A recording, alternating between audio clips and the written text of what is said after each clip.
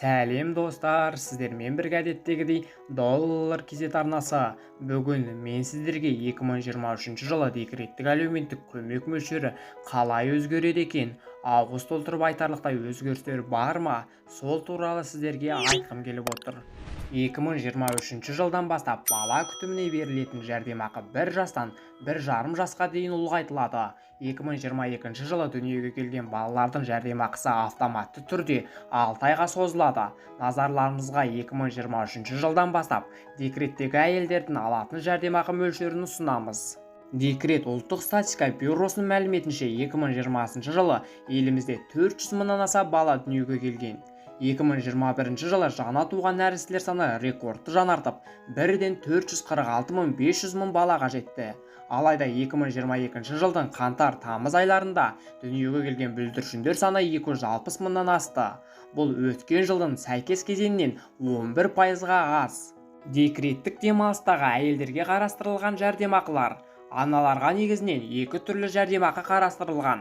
Бірі бала туғанда берілетін бір реттік жәрдемақы болса, ал екіншісі бала 1,5 жасқа келгенше төленетін әлеуметтік төлем. Ал егер әйел осы уақытқа дейін жұмыс істеген болса, бір жолғы декреттік төлем алуға құқылы. Ол жүктілік пен бала босануына байланысты табысынан айырылғаны үшін беріледі. Бала туғанда берілетін бір реттік жәрдемақыларға көз жүгіртейік. Бірінші, екінші және үшінші балаға 131.100 теңге, төртінші және одан кейінгілерге 217.350 теңге. Егер дүниеге егіз немесе үшем келсе, жәрдемақы әр сәбиге бөлек төленеді. Бала күтіміне берілетін жәрдемақылар.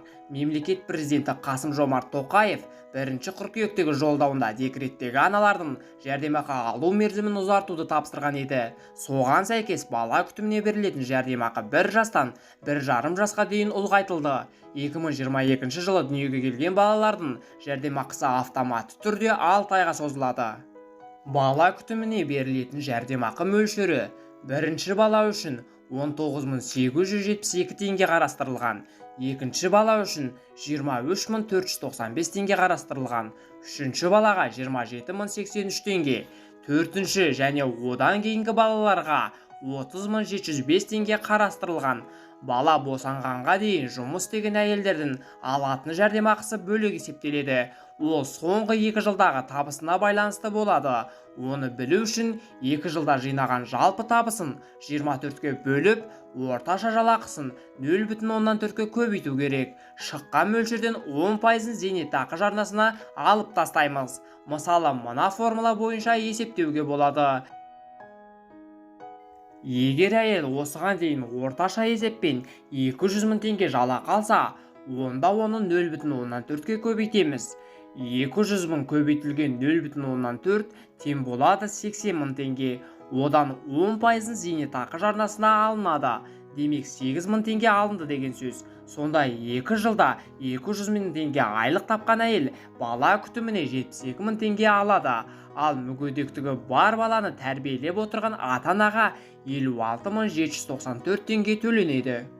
Декреттік төлем қалай есептеледі? Декреттік төлемдердің мөлшері Еков кезеттегі формула арқылы есептеуге болады. Ол үшін әйелдердің орташа айлық табысы ең төменгі жалақы мөлшерінен асатын-аспайтынын анықтап алу керек. 2023 жылы ең төменгі жалақы мөлшері 70 мың теңгеге жетті. Демек, оның жалақысы 490 мың теңгеге дейін болса, айлық табысын еңбекке жарамсыз болған күндердің коэффициентіне көбейтіп, 10%-ын зейнетақы аударымынан шегеру қажет. Еңбекке жарамсыздық коэффициентін анықтау үшін декреттік демалыс күндерін 30-ға бөледі.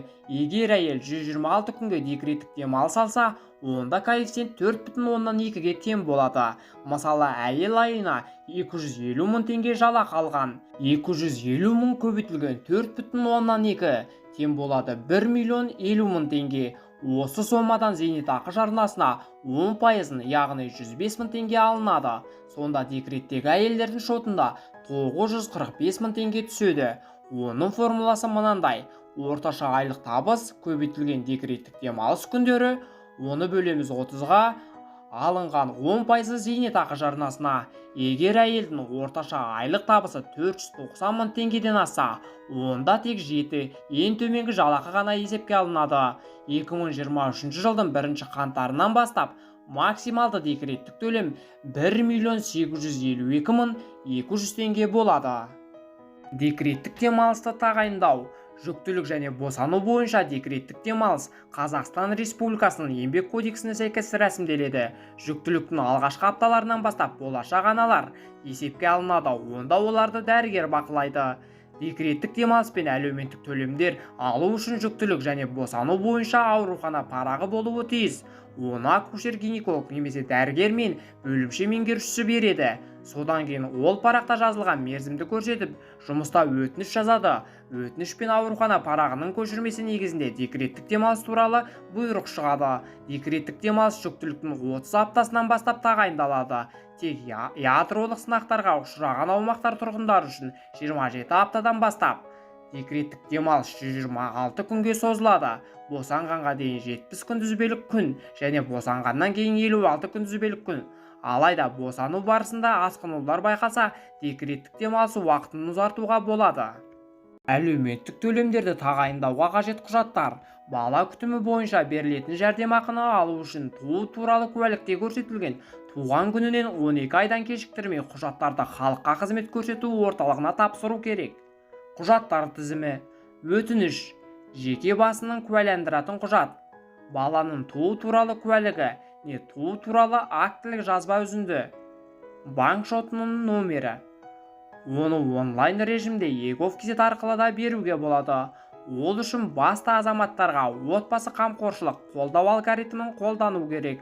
Бір жолғы декреттік төлемдерді алуға қажет құжаттар: өтініш, жеке басын куәландыратын құжат, жүктілік және босану бойынша уақытша еңбекке жарамсыздық парағы, банк шотының номері. Жеке кәсіппен айналысатындарға жеке кәсібінің мемлекеттік тіркеу туралы құжат пен салық төлеушінің дербес шотына есеп айырылысудың жай-күйі туралы өзінді көшірме әкелуі тиіс. Достар, осымен видеомыз өз мәресіне жетті. Сіздерге пайдалы ақпаратты бере алдым деп ойлаймын. Менің арнамнан басқа да пайдалы ақпараттарды көре аласыздар. Әр ана декретке миллионмен шықсын. Сіздермен бірге болған доллар KZ арнасы. Видео ұнаса, сізге пайдалы болса, арнаға тіркеліп, лайк басып, мені қолдап қойыңыздар. Әр қазақ бай қуатты болсын. Келесі кездескенше.